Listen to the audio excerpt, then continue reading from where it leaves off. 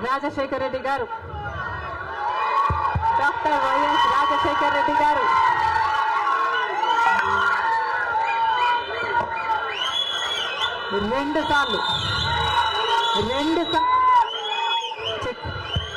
రెండు సార్లు ఇదే పిసిసి పదవిని చేపట్టారు.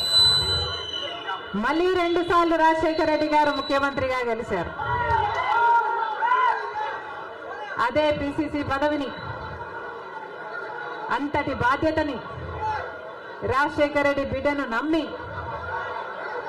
వైఎస్ షర్మిలకు కాంగ్రెస్ పార్టీ, సోనియా గాంధీ గారు, రాహుల్ గాంధీ గారు, ఖార్గే గారు, కాంగ్రెస్ పార్టీ పెద్దలందరూ నన్ను నమ్మి ఈ బాధ్యతనివ్వడం రాజశేఖర రెడ్డి బిడ్డకు గర్వకారణం. మరొక్కసారి చేతులు జోడించి ఇంత బాధ్యతను, ఇంత నమ్మకాన్ని నా మీద ఉంచినందుకు మరొక్కసారి కృతజ్ఞతలు చెప్పుకుంటుంది రాజశేఖర రెడ్డి బిడ్డ.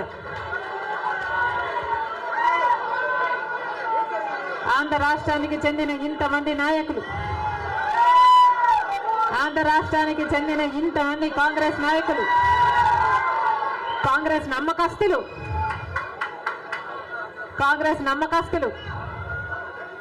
కాంగ్రెస్ పార్టీ ఖాడర్ నా మీద ఎంతో నమ్మకం పెట్టుకున్నారు.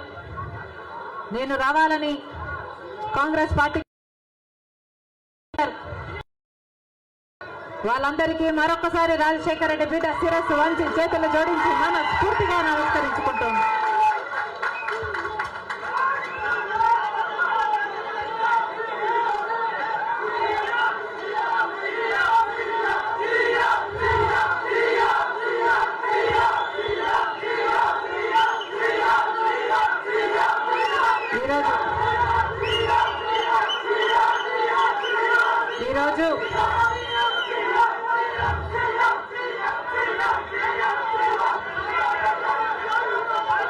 ఈరోజు ఒక్కసారి మీకు తెలియని విషయం కాదు, మీడియాకు తెలియని విషయం కాదు, ప్రజలకు తెలియని విషయం కాదు. కానీ గత 5 సంవత్సరాలుగా ఆంధ్ర రాష్ట్రంలో యువజన శ్రామిక రైతు కాంగ్రెస్ పార్టీ అధికారంలో ఉంది. అంతకుముందు 5 సంవత్సరాలు తెలుగుదేశం పార్టీ అధికారంలో ఉంది. ఈ 10 సంవత్సరాలుగా రాష్ట్రంలో అభివృద్ధి జరిగిందా అంటే ఏమిటి సమాధానం? మన రాష్ట్రం ఏర్పడే నాటికి మన రాష్ట్రానికి ఉన్న అప్పులు 1,00,000 కోట్లు. చంద్రబాబు గారు ముఖ్యమంత్రి అయిన 5 సంవత్సరాలకి ఆయన చేసిన అప్పులు 1,00,000 కోట్లు. ఆ తర్వాత వైసీపీ ముఖ్యమంత్రి జగన్ రెడ్డి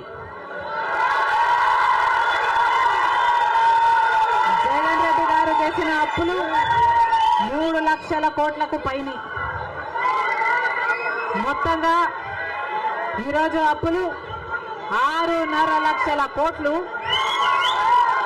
రాష్ట్రానికి చెందిన అప్పులు, కార్పొరేషన్లకు చెందిన లోన్లు చెల్లించాల్సినవన్నీ కలుపుకుంటే 10 లక్షల కోట్ల అప్పుల భారం ఆంధ్ర రాష్ట్రం మీద ఉంది.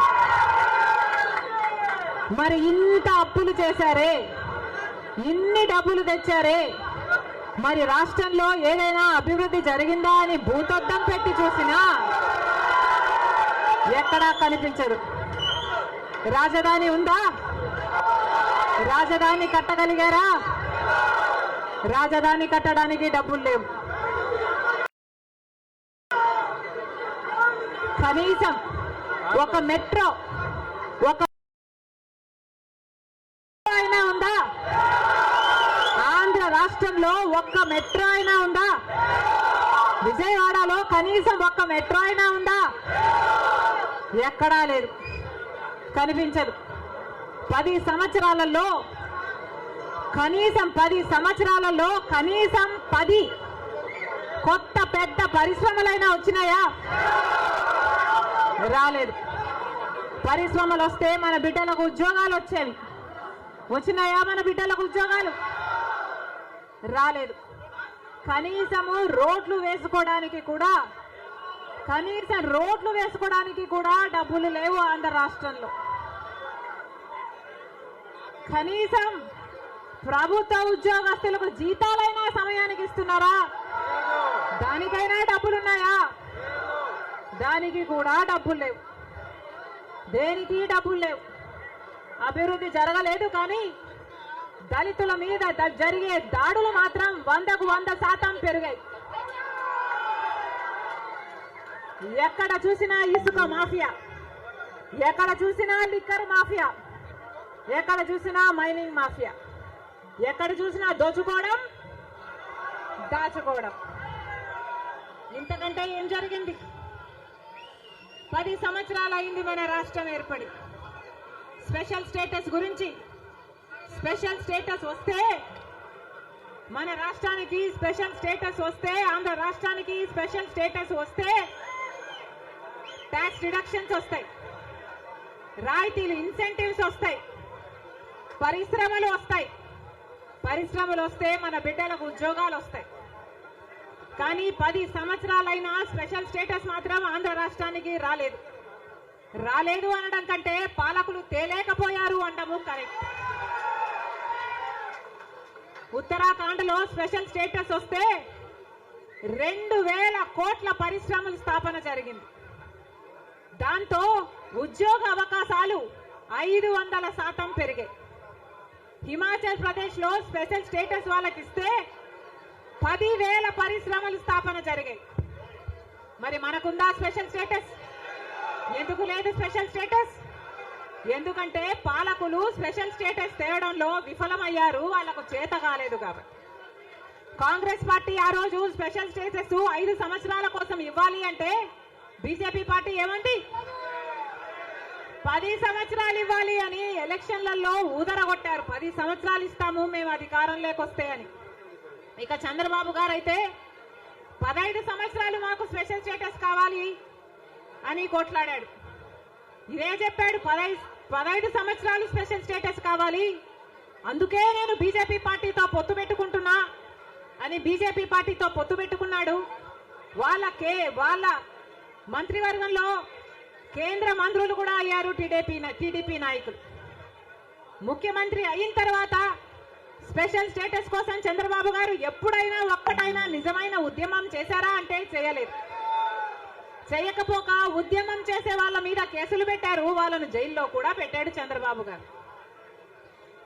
ఆ సమయంలో ప్రతిపక్ష నాయకుడు జగన్ రెడ్డి గారు ప్రతిపక్ష నాయకుడుగా ఉన్నంత కాలం స్పెషల్ స్టేటస్ మనకు రావాలి అని ప్రతిరోజు కొట్లాడాడు. నిరాహార దీక్షలు కూడా చేశారు. ప్రతిపక్షంలో ఉండగా అవిశ్వాస తీర్మానం, ప్రతిపక్షంలో ఉండగా ఏమా ప్రభుత్వం వాళ్ళు ఎవరైనా ఉన్నారు ఇక్కడ? ప్రతిపక్షంలో ఉండగా జగన్ రెడ్డి గారు చెప్పిన మాట, మేము అవిశ్వాస తీర్మానం ప్రవేశపెడతాము, తెలుగుదేశం పార్టీ ఎంపీలు అందరూ కూడా మద్దతు ఇవ్వండి, మూకుమ్మడి రాజీనామాలు చేస్తే స్పెషల్ స్టేటస్ ఎందుకు రాదో చూస్తారన్నాడు జగన్ రెడ్డి. ఆఖరికి జగన్ రెడ్డి గారు ముఖ్యమంత్రి అయిన తర్వాత ఒక్కటైనా నిజమైన ఉద్యమం చేశాడా స్పెషల్ స్టేటస్ కోసం? స్వలాభం కోసం రాష్ట్ర ప్రయోజనాలను తాకట్టు పెట్టింది వైసీపీ. ఈరోజు మనకు స్పెషల్ స్టేటస్ లేదు కదా, కనీసం ఒక ప్యాకేజ్ కూడా లేదు. ఉన్న ప్రభుత్వమైనా ప్రతిపక్షమైనా ఒక్కటంటే ఒక్క నిజమైన ఉద్యమం చేసింది లేదు. ఈరోజు మనకు స్పెషల్ స్టేటస్ లేదు అంటే ఆ పాపం ముమ్మాటికి చంద్రబాబు గారిది, ముమ్మాటికి జగన్ రెడ్డి గారిది. స్వలాభం కోసం ఇద్దరు ప్రజల ప్రయోజనాలను తాకిట్టు పెట్టారు. టీడీపీ అంతే, వైసీపీ అంతే, దొందే. అమరావతి రాజధాని అమరావతి అన్నాడు చంద్రబాబు గారు. సింగపూర్ను చేస్తానన్నాడు. 3D గ్రాఫిక్స్ మొత్తం గుర్తుందా? 3D గ్రాఫిక్స్ చూపించాడు చంద్రబాబు గారు. పోనీ అమరావతి రాజధాని అయిందా అంటే అది కాలేదు. జగన్ రెడ్డి గారు వచ్చారు. ఒకటి కాదు 3 రాజధానిలు అన్నారు. పోనీ 3 రాజధానిలు అయ్యాయా అంటే ఒక్కటి కూడా లేదు. ఈరోజు మనకు రాజధాని ఏది అంటే ఏదో మనకే అర్థం కాని పరిస్థితి. ఒకటైనా ఉందా అంటే ఏదీ లేదు, ఒకటి కూడా లేదు. మరి ఏమి సాధించుకున్నట్టు? పోలవరం ప్రాజెక్ట్ ఎప్పుడో 1941లో పోలవరం ప్రాజెక్టు కట్టాలనుకుంటే సాధ్యపడలేదు. ఆఖరికి రాజశేఖర రెడ్డి గారు ముఖ్యమంత్రి అయిన 2004లో రాజశేఖర రెడ్డి గారు జలయజ్ఞంలో భాగంగా పోలవరం ప్రాజెక్టును స్థాపించడం జరిగింది. రాజశేఖర రెడ్డి గారు ముఖ్యమంత్రిగా ఉండగా పోలవరం ప్రాజెక్టు చెందిన కుడి ఎడమ కాలువల పనులు కూడా చాలా శాతం చేశారు రాజశేఖర రెడ్డి గారు.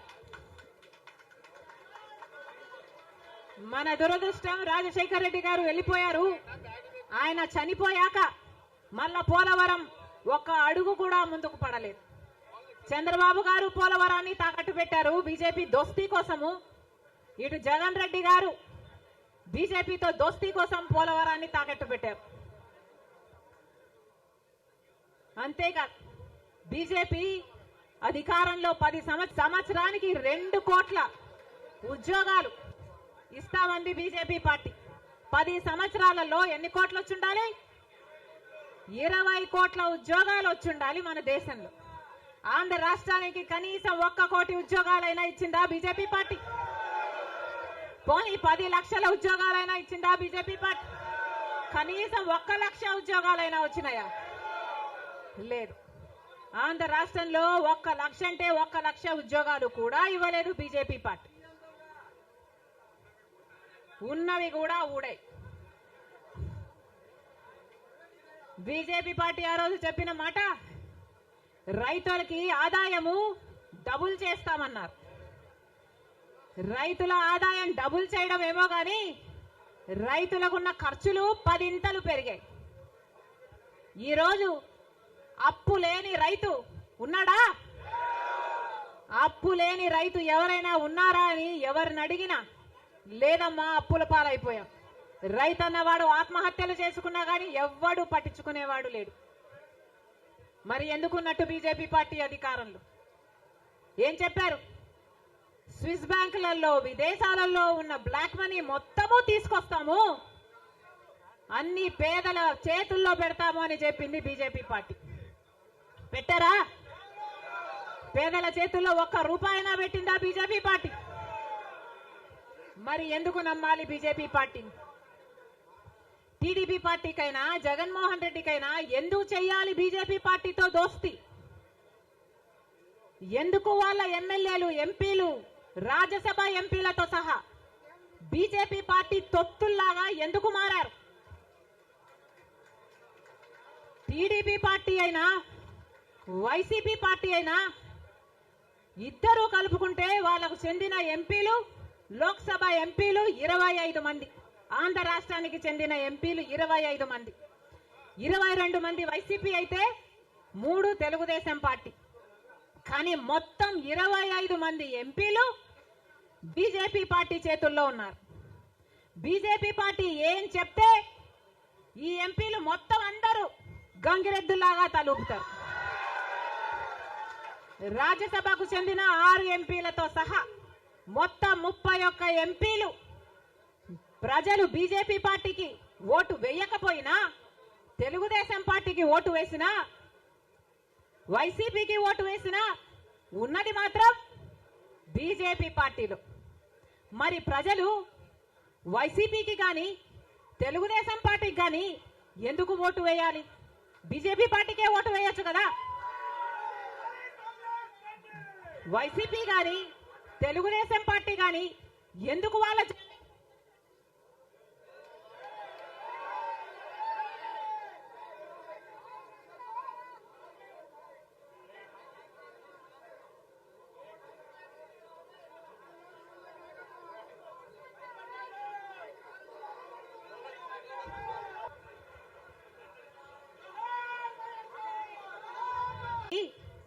బీజేపీ పార్టీకి అమ్ముడు పోవడానికి వైసీపీ పార్టీ నుంచి ఎందుకు పోటీ నిలబెట్టారు? బీజేపీ పార్టీకి అమ్ముడు పోవడానికి తెలుగుదేశం పార్టీ నుంచి ఎందుకు పోటీకి పెట్టాలి? మొత్తం అందరూ బీజేపీ జెండాలే పెట్టుకోవచ్చు కదా. కనీసం ప్రజలకు క్లారిటీ ఉంటది కదా, బీజేపీ పార్టీకి ఓటేస్తున్నాము, బీజేపీ పార్టీని గెలిపిస్తున్నాము అని. ప్రజల దగ్గరేమో ఒక మాట చెప్తారు, ప్రజలనేమో మభ్య పెడతారు, ప్రజల దగ్గరేమో బీజేపీ కాదు అన్నట్టు నటిస్తారు. కానీ లోపల మాత్రం మొత్తం టీడీపీ అయినా బీజేపీ అయినా వైసీపీ అయినా బీజేపీ పార్టీ తొత్తులే. టీడీపీ అయినా వైసీపీ అయినా బీజేపీ పార్టీతో పొత్తులే.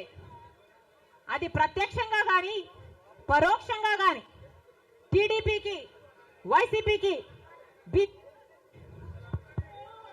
పొత్తు ఉంది అన్నది నిజం.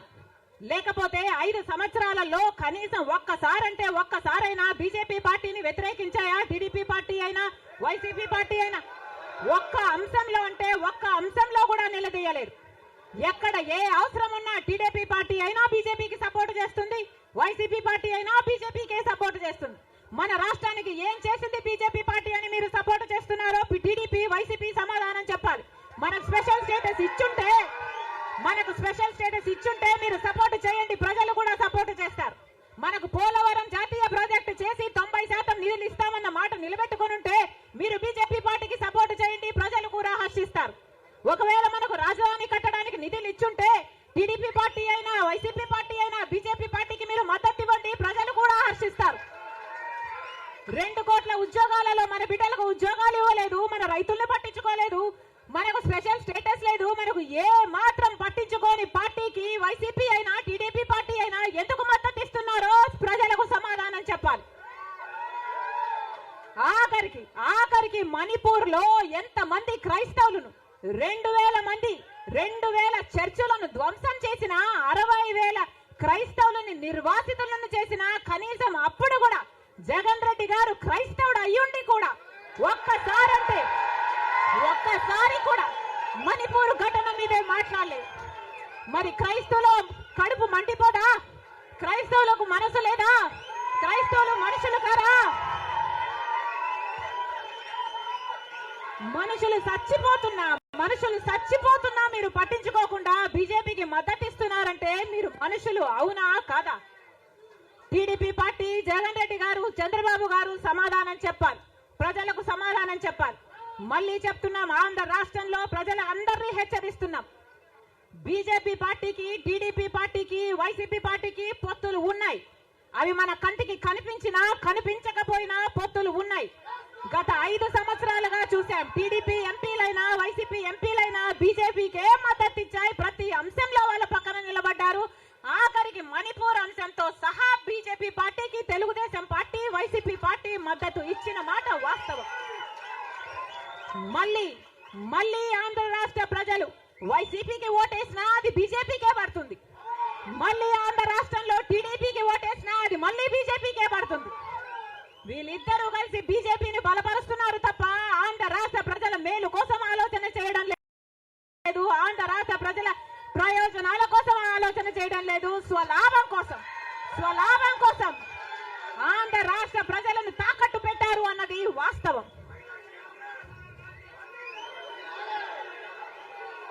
మళ్ళీ చెప్తున్నాం, రాజశేఖర్ రెడ్డి గారు బీజేపీ పార్టీకి వ్యతిరేకి.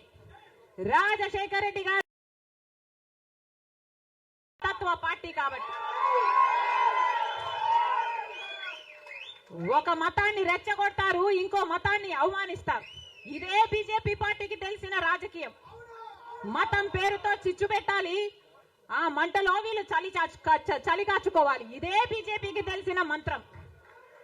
అందుకే రాజశేఖర్ రెడ్డి గారు బీజేపీని ఎప్పుడు వ్యతిరేకించారు. రాజశేఖర్ రెడ్డి గారు ఆశయాలు ఒక్క కాంగ్రెస్ పార్టీలోనే నెరవేరాయి తప్ప ఇక ఏ ఇతర పార్టీలోనూ కాదు. రాజశేఖర్ రెడ్డి గారి మూలాలు కాంగ్రెస్ పార్టీయే, రాజశేఖర్ రెడ్డి గారి ఊపిరి కూడా కాంగ్రెస్ పార్టీయే. మళ్ళీ చెప్తున్నాం, రాజశేఖర్ రెడ్డి గారిని ప్రేమించే నాయకులైనా రాజశేఖర్ రెడ్డి గారిని ప్రేమించే ప్రజలైనా రాజశేఖర్ రెడ్డి గారి ఆశయాల కోసం నిలబడదాం. బీజేపీ పార్టీ కోసం కాదు, బీజేపీ పార్టీకి తొత్తుల్లాగా పనిచేసే పార్టీల కోసం కాదు. మళ్ళీ చెప్తున్నాం, రాజశేఖర్ రెడ్డి గారిని అభిమానించే నాయకులైన ప్రజలైనా రండి, రాజశేఖర్ రెడ్డి బిడ్డతో చేతులు కలపండి. ఆంధ్ర రాష్ట్రంలో మళ్ళీ రాజశేఖర్ రెడ్డి గారి ఆశయాలను సిద్ధింపచేద్దాం. నేను రెడీ. మీరు రెడీయా?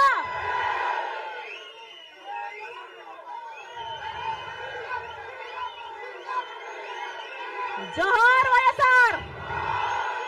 రాహుల్ గాంధీ నాయకత్వం వర్ధిల్లాలి.